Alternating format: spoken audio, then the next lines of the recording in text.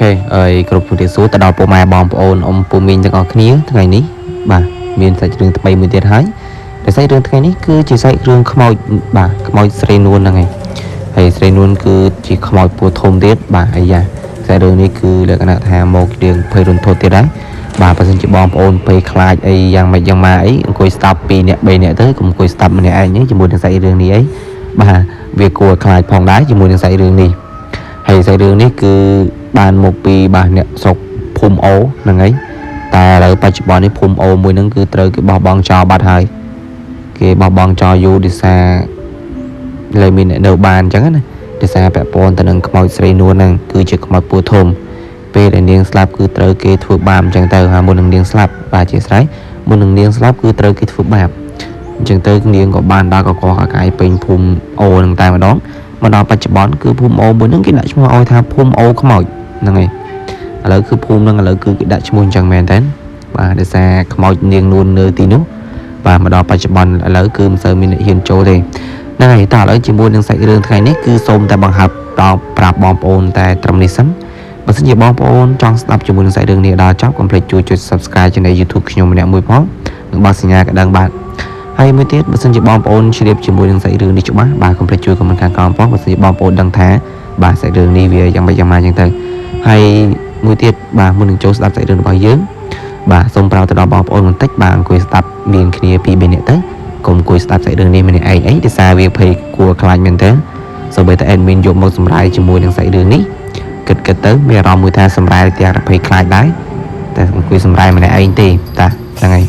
anh em quay sầm rai pi dùng premium sầm rai pi dùng client về lại cái nào tha thì thầy dùng về là ngật phong bà ngặt lừa ta sầm đây sạch chẳng có chôm chạy bà cùi sầm rải lên bạc trong mọi những luôn mà nơi bị còi vẫn bà admin đang rút tập lâu này thế ngày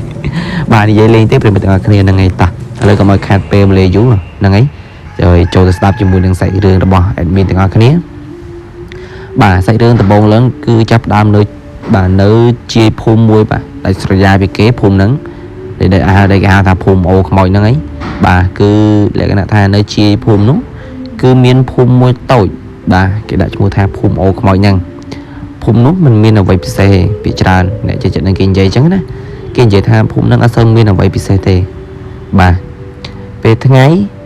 vì lại cái nào tha sắp sát thòm đà và tại nơi bị dục với cứ mình miên là vậy khóc rọc đây đây kia về tháng ấy có thòm đá trong này bị dục có thòm đá bàn tay là bị dục bị thòm đá nó cứ bị cua lại bị mất cái kia bà cái tha nữa được bọn nó bà nơi bị dục á bà ngấp ngắt khăn mền tèn đó là lư ta sầm lên nhé sầm lên cho pass lắc chơi lư sâu chào tạm đó lư lại là ta mê chơi có cắt kia ngớt ngọt đừng lắc chơi ơi vì vay bọc trong khi đó lư sâu break bầu hay sầm lên sạch dùng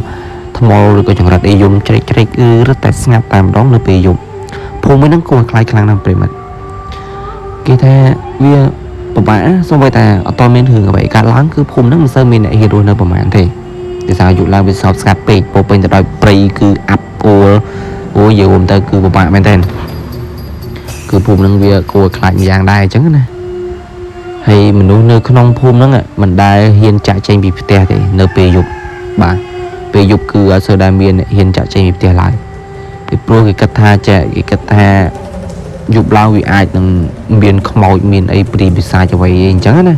là ngày hay ai vậy ban thai là ai chẳng miền không màu đào dục lục ấy chẳng từ bị cua khai chứ cái hiện đại thì cái này 20 tiết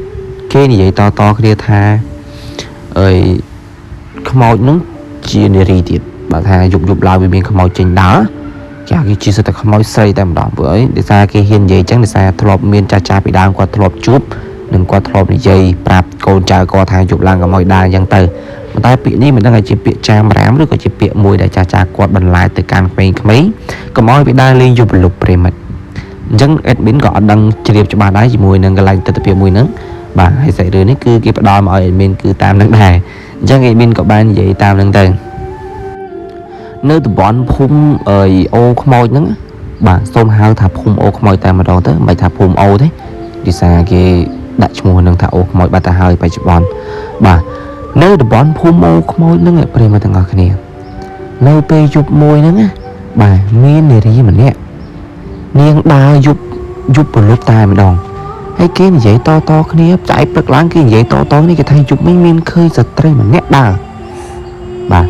តែមិនដឹងថាជាមនុស្សឬក៏ខ្មោចទេគេថាឃើញដើរតែដើរហ្នឹងម្នាក់ស្រីហ្នឹងមានរាងធាត់បាទពោះរាងធំល្មមហ្នឹងហើយអាពេលដែលថាគេឃើញតគ្នាហ្នឹងគេថាជាខ្មោចច្រើនជាងជាមនុស្សគេនិយាយចឹងណាបាទតែម្នាក់តែងតែខ្លាចនិយាយរួមទៅគឺខ្លាចរហូតតែម្ដងគាត់ថាយប់ព្រលប់ឡើងគឺមិនសូវមានហ៊ានចេញដូចចាស់និយាយមែនប៉ុន្តែនៅតំបន់ហ្នឹងបើតាមអេដមីនជឿណាប្រិយមិត្តទាំងអស់គ្នាអេដមីនជឿថាបើសិនជាមានមនុស្សដើរមែនទេក៏គេគិតថាខ្មោចដែរដោយសារនៅតំបន់ហ្នឹងគឺពីច្រើនគេប្រើភ្លើងចង្កៀងគេអត់ប្រើភ្លើងអំពូលម៉ាឌីយើងទេដោយសារនៅសម័យហ្នឹងមិនទាន់មានភ្លើងច្រើនទេហើយមួយទៀតនៅតំបន់ហ្នឹងគឺវាដាច់ស្រយាលពីគេពេកបាទភ្លើងអត់ទាន់មានចុះទៅដល់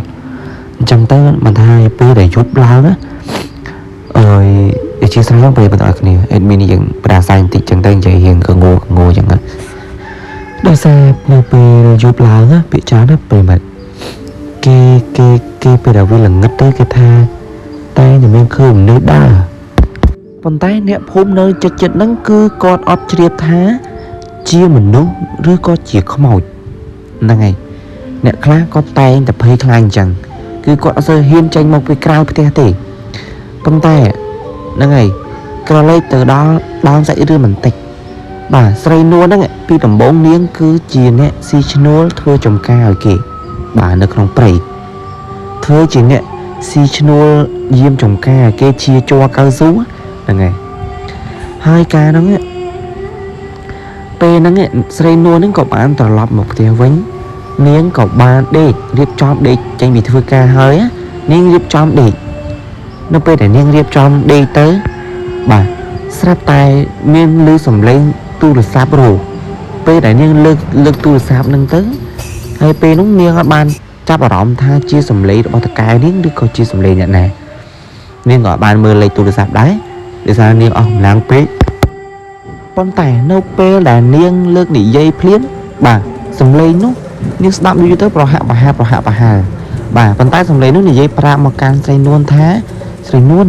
មកធ្វើការបន្ទាន់គឺខ្ញុំមានការងារបន្ទាន់គឺឲ្យស្រីនួនធ្វើហើយនៅពេលនោះស្រីនួនស្ដាប់ទាំងដែលមានទំនុកចិត្តឬក៏មានការជឿជាក់ថាការងារទៅមានការងារបន្ទាន់ដោយសារតការគាត់ហៅអញ្ចឹងទៅពេលដែលគាត់ទៅដល់កន្លែងការងាររបស់គាត់គឺគាត់មិនដឹងទេថានោះគឺជានីតិដែលគាត់ត្រូវស្លាប់ត្រូវបាត់បង់អាយុជីវិតទាំងដែលស្រីនួនគឺមានកូននៅក្នុងផ្ទៃចំនួន5ខែនៅពេលហ្នឹងបាទនាងទៅដល់ចំការត្រូវគេបាទមនុស្សមួយក្រុមប៉ុនប៉ងបាទធ្វើអត្តឃាតនាងបាទជាដំបងបាទសូមបង្ហើបសូមបើកវងកញ្ចក់បន្តិចគឺនាងត្រូវគេចាប់រំលោភពេលដែលគេរំលោភហើយគេក៏បានសម្លាប់នាងទាំងដែលនាងនេះមានកូននៅក្នុងផ្ទៃហើយត្រូវគេរំលោភហើយត្រូវគេសម្លាប់ទៀតបាទអញ្ចឹងពេលដែលត្រីនួនត្រូវគេសម្លាប់នៅយប់នោះហើយបាទឈាមជាមួយនឹងសាកសពត្រីនួនគឺនៅក្នុងថ្លុកឈាមក្បែរចំការនោះគេយកសាកសពនាងទៅចោលហ្នឹងហើយក្បែរចំការកៅស៊ូនោះតែម្ដងនៅពេលហ្នឹងប្រលឹងនាងនឹងប្រវិញ្ញាណកូននៅក្នុងផ្ទៃរបស់នាងហ្នឹងគឺនៅវល់នឹងតែម្ដងគឺនៅលក្ខណៈថាមិនព្រមទៅចាប់ជាតិចាក់កំណត់ឯណាទេគឺនាងកាលនាងនៅរស់គឺនាងជាមនុស្សម្នាក់ដែលថាសុភាពណាស់ស្លូតត្រង់ណាស់បាទតែត្រូវបានគេសម្លាប់ប៉ុនប៉ងធ្វើគៀតនាងនេះបាទគឺតតែបានគឺមិនដឹងថាពីដំបូងឡើយសាច់រឿងរបស់ស្រីនួនហ្នឹងគឺវាទៅជាបែបណាទេបានដល់ថ្នាក់នាងត្រូវគេសម្លាប់ចង់សម្លាប់នាងហ្នឹងហើយមួយទៀតសូមកាត់បន្តិចបាទខ្ញុំសូមបើកវងកញ្ចក់មួយទៀតគឺក្នុងសាច់រឿងហ្នឹងគឺអត់ដឹងថាស្រីនួនហ្នឹងមានប្តីឬមិនមានទេខ្ញុំឆ្ងល់ចេះមែនទេកន្លែងហ្នឹងគឺខ្ញុំឆ្ងល់ថាហេតុអីក៏ស្រីនួនអត់មានប្តី តែនាងមានកូននៅក្នុងផ្ទៃចាចឹងថា admin ឆ្ងល់ទៅពេលបងប្អូនគ្នាបើមិនជាពេលបងប្អូនគ្នាមានចង្អល់អីកុំភ្លេចជួយ comment ខាងខមហ្នឹងហើយតើឥឡូវសម្បត្តិមកកញ្ចក់វិញចូលបង្កើត CD យើងបន្តហ្នឹងហើយតោះវិលត្រឡប់មកភូមិអូខ្មោចយើងវិញហ្នឹងហើយចាប់ពីនោះមកចាប់ពីដែលថ្ងៃសេនួននាងត្រូវបានគេសម្លាប់ហ្នឹងណាបាទគឺនៅភូមិអូខ្មោចហ្នឹងគឺចាប់ផ្ដើមមានរឿងចម្លែកជាច្រើនបាទក្នុងភូមិហ្នឹងចាប់ផ្ដើមមានរឿងចម្លែកបាទមានមនុស្សឈឺបាទតិចគឺមានមនុស្សបាត់មនុស្សទីខ្លះក៏មានបាត់សត្វបាត់គោបាត់មន់ទាពពែអីចឹងទៅបាទគឺចាប់ផ្ដើមមានរឿងចម្លែកជាច្រើននឹងតែម្ដងតាំងពីស្រីនួនត្រូវបានគេសម្លាប់គឺចាប់ផ្ដើមមានរឿងចម្លែកខ្លាំងមែនទែនហ្នឹងហើយនៅយប់មួយហ្នឹងបាទមានយុវជនម្នាក់គាត់ឈ្មោះថាវិរៈត្រឡប់មកពីភូមិជិតខាងបាទហើយវិរៈក៏បានដើរកាត់ព្រៃចំការកៅស៊ូដែលគេបានសម្លាប់ខ្មោចស្រីនួនហ្នឹងពេលដែលវិរៈដើរកាត់នៅព្រៃនោះវិរៈដើរបណ្ដើរបាទស្រាប់តែឮសំឡេងមនុស្សស្រីម្នាក់បាទគឺយំធ្ងោល្វើហ្មងយំស្រែកហៅឲ្យគេជួយអីចឹងណាពេលនោះវិរៈបានចាប់ផ្ដើមភ្ញាក់ខ្លួនព្រឺកបល់ខ្ញាក់តែម្ដងបាទមួយសន្ទុះក្រោយមកទៀតស្រាប់តែឮសំឡេងមិនមែនឮសំឡេងយំទេណាវិរៈបានបដូរពីឮសំឡេងយំទៅឮសំឡេងស្រែកហៅឲ្យជួយបាទសំឡេងនោះបានស្រែកហៅទៅកាន់វិរៈថាជួយខ្ញុំផងមួយសន្ទុះក្រោយមកទៀតក៏បានបដូរពីសំឡេងមកជួយខ្ញុំផងហ្នឹងទៅជាសំឡេងបាទជួយកូនខ្ញុំផងបាទគឺឮសំឡេងយល់រួមទៅគឺផ្លាស់ប្ដូរគ្នាច្រើនមែនទេនៅពេលនោះវិរៈក៏បានស្រែកសួរទៅវិញតើអ្នកណាគេមកស្រែកអីមកឲ្យគេជួយនៅខាងកណ្ដាលព្រៃហ្នឹងបាទគឺវិរៈស្រែកសួរទៅវិញចឹងទៅមួយសន្ទុះក្រោយមកទៀតស្រាប់តែឮសំឡេងយំទៅវិញឮសំឡេងយំស្រាលតែម្ដងបាទវិរៈក៏បានស្រែកសួរតើអ្នកនៅទីណាឮតែសំឡេងតើអ្នកនៅទីណាវិរៈបាននិយាយចឹងណានៅពេលនោះក៏បានថាសំឡេងនោះក៏បានប្រាប់ទៅកាន់វិរៈថាបត់ឆ្វេងដើរមកត្រង់មកនិយាយសំឡេងស្រាលតែម្ដងនៅពេលដែលវិរៈគាត់បានដើរតាមឮសំឡេងប្រាប់នោះពេលដែលគាត់ដើរបានទៅមុខត្រឹមតែមួយជំហានតែប៉ុណ្ណោះគាត់ក៏បានងាកមើលទៅមុខគាត់ឃើញស្ត្រីពស់ធំម្នាក់ឈរនៅក្រោមដើមឈើមួយដ៏ធំហើយគាត់ក៏បានក្រឡេកមើលទៅឲ្យច្បាស់គាត់ឃើញមើលទៅទឹកមុខស្ត្រីម្នាក់ហ្នឹងគាត់ឃើញមុខស្លក់ដៃកាន់ពស់ហើយពស់កំពុងតែធំបាទនៅពេលនោះភ្នែកទាំងពីរជួបគ្នាបាទវិរៈស្រែក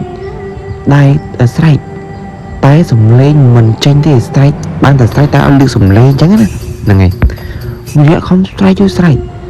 តែអត់ឮសំឡេងចេញទេថ្ងៃបន្ទាប់គាត់ក៏បាត់ខ្លួនបាទអ្នកភូមិបាត់ខ្លួនវិរៈតែម្ដងត្រូវវិរៈត្រូវបានបាត់ខ្លួនតែម្ដងបាទបាត់ខ្លួនអត់ដឹងថាវិរៈទៅទីណាទេពីចាប់ថ្ងៃបន្ទាប់មក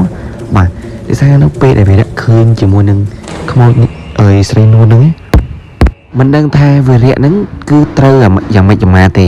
បាទឈានចូលមកដល់ថ្ងៃបន្ទាប់មានព្រានព្រៃ2នាក់គាត់បានចូលប្រមាញ់សត្វនៅជិតហ្នឹងបាទគាត់ក៏បានប្រទះឃើញជាមួយនឹងសាកសពក្លិនស្អុយរលួយតែម្ដងបាទហើយមើលពីស្នាមពីមួយកន្លែងទៅមួយកន្លែងគឺស្នាមអូសដីតែម្ដងគឺមិនដឹងថាសាកសពរបស់វិរៈហ្នឹងគឺត្រូវសត្វស៊ីឬក៏ត្រូវខ្មោចស្រីនួនហ្នឹងសម្លាប់មិនដឹងទេគឺអត់ដឹងដូចគ្នាប៉ុន្តែព្រានព្រៃ2នាក់ហ្នឹងគាត់បានដើរមកចូលមកដល់កន្លែងហ្នឹងស្រាប់តែស្រង់ក្លិនស្អុយតែម្ដងពេលដែលគាត់ងាកទៅមើលឆ្វេងឆ្ដាមទៅរកទៅតាមក្លិនស្អុយមួយនោះគឺគាត់ក៏លេចឃើញជាមួយនឹងសាកសពហ្នឹងប៉ុន្តែគឺគាត់មិនដឹងថាសាកសពអ្នកណាទេគឺលក្ខណៈថាគឺស្អុយរលួយហើយបាទ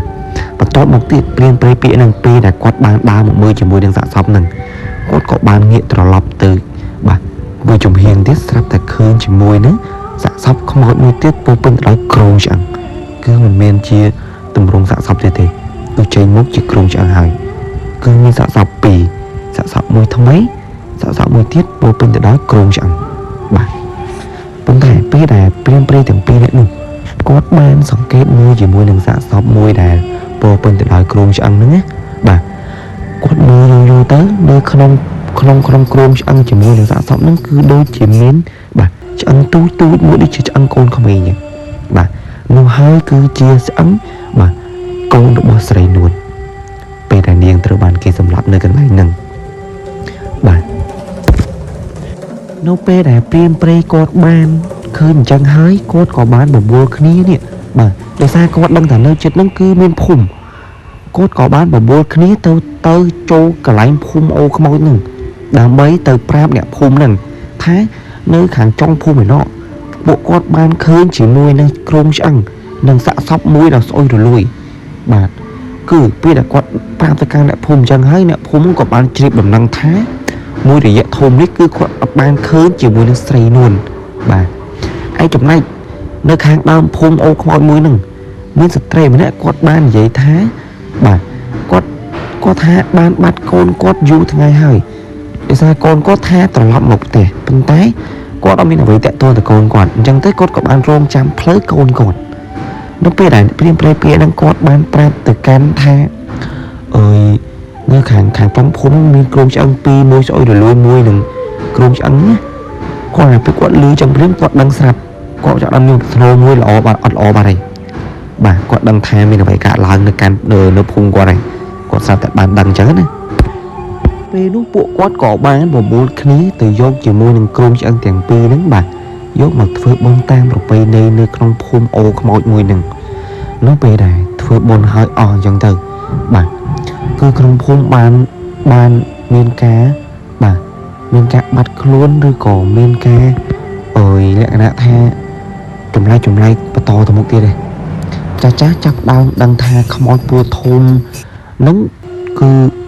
គឺចាប់ដើមមកកកកាយអីចឹងណាចាប់ដើមមករោគនៅក្នុងភូមិរបស់គាត់មួយនេះនៅពេលហ្នឹងចាស់គាត់ក៏បាននិយាយតគ្នាថាងំគ្នាប្រុងប្រយ័ត្នផង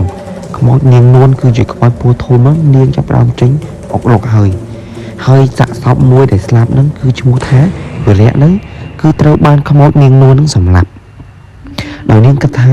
បុរសម្នាក់ហ្នឹងគឺជាអ្នកសម្លាប់នាងឬក៏ជាអ្នកធ្វើបាបនាងអីចឹងទៅណាប៉ុន្តែអ្នកភូមិនៅជិតហ្នឹងគឺពួកគាត់បានទៅអញ្ជើញជាមួយនឹងព្រះអង្គបាទឬក៏និមន្តលោកដើម្បីមកឲ្យបាទសូត្រមន្តស្ដោះផ្លុំឬក៏បទប្រាយប្រោះព្រំជាមួយនឹងក្រុមភូមិមួយហ្នឹងបាទនៅពេលដែលហៅព្រះអង្គមកប្រោះព្រំជាមួយនឹងក្រុមភូមិមួយហ្នឹងនៅពេលហ្នឹងបាទខ្មោចនាងនួនហ្នឹងនាងក៏បានចេញមកបាទទាំងដែលកំហឹងខឹងសម្បាជាខ្លាំងបាទបានទៅបាទកាច់បំបាក់សម្រាប់លោកនឹងបានបាទលោកក៏បានចូលទីបង្គត់ហ្នឹងឯងនៅពេលហ្នឹងខ្មោចនាងនួនរត់តែកាចសាហាវមែនតើនាងចាប់ដើមសម្រាប់មនុស្សបន្តឲ្យតែអ្នកណាចង់ធ្វើបាបនាងទាំងដែលកំហឹងសម្បារបស់នាងគឺខឹងខ្លាំងមែនទែនគឺនាងបានទៅកាច់សម្លាប់មនុស្សអ្នកណាដែលចង់ធ្វើបាបនាងគឺនាងបានទៅធ្វើបាបអ្នកនោះឲ្យតាមពិចារណាគឺចិត្តតាមមនុស្សប្រុសគឺនាងនួនត្រូវបាននាងនួនបាទជាស្រ័យត្រូវបាននាងនួនសម្លាប់ទាំងអស់ដោយសារនាងខឹងសម្បាខ្លាំងមែនប៉ុន្តែនៅក្នុងភូមិអូខ្មោចហ្នឹងនៅពេលដែលនាងនួនអុកលុកមួយរយៈធំមុនកន្លងផុតទៅបាទរយៈពេល 5-6 ឆ្នាំកន្លងផុតមកអ្នកភូមិនៅជិតហ្នឹងចាប់ដើមរៀងលក្ខណៈស្ងប់ស្ងាត់នៅតែមានអ្នកជួបអញ្ចឹងនៅតែមានអ្នកជួបខ្មោចនាងនួនប៉ុន្តែវាមិនអ្នកលក្ខណៈថាខ្មោចនាងនួនហ្នឹងមិនសូវចេញអុកលុកដូចពីមុនទេបាទឬក៏បានស្ងប់ស្ងាត់ទៅវិញខ្លះអីអញ្ចឹងទៅបាទហើយអ្នកភូមិខ្លះទៀតពួកគាត់ក៏បានចាក់ចេញពីក្នុងភូមិនឹងអស់ហើយគឺគាត់មិនហ៊ាននៅទេគឺគាត់ខ្លាចត្រូវនាងនួននឹងកាច់បំបត្តិសម្លាប់ទៀតដោយអ្នកមុនអញ្ចឹងបាទគឺអ្នកមុនត្រូវបានស្លាប់ដោយខ្មោចនាងនួននឹងកាច់បំបត្តិសម្លាប់ទាំងអស់បាទប៉ុន្តែចាស់នៅក្នុងភូមិនឹងចាប់ដើមនិយាយតគ្នាថាខ្មោចនាងនួននឹងគឺសម្លាប់សុទ្ធតែមនុស្សប្រុសទាំងអស់ដោយសារអ្វីដោយសារថានាងនួននឹងគឺត្រូវបានគេចាប់រំលោភនាងគឺនៅសម័យពីមុនប្រហែលឆ្នាំមុនអញ្ចឹងទៅហ្នឹងហើយបាទអញ្ចឹងសាច់រឿងរបស់ខ្មោចនាងនួនហ្នឹងក៏បានឈានជើងចូលមកដល់ទីបញ្ចប់ត្រឹមនេះដែរដោយសារខ្ញុំមិនសូវបានស្រង់ជាមួយនឹងសាច់រឿងហ្នឹងបន្ថែមទេគឺស្រង់មកតែត្រឹមហ្នឹងទេអញ្ចឹងបើសិនជាបងប្អូនចង់ដឹងបន្ថែមកុំភ្លេចជួយcommentក្រោមផងខ្ញុំនឹងរកសាច់រឿងហ្នឹងឲ្យបន្តទៀតបាទអរគុណច្រើន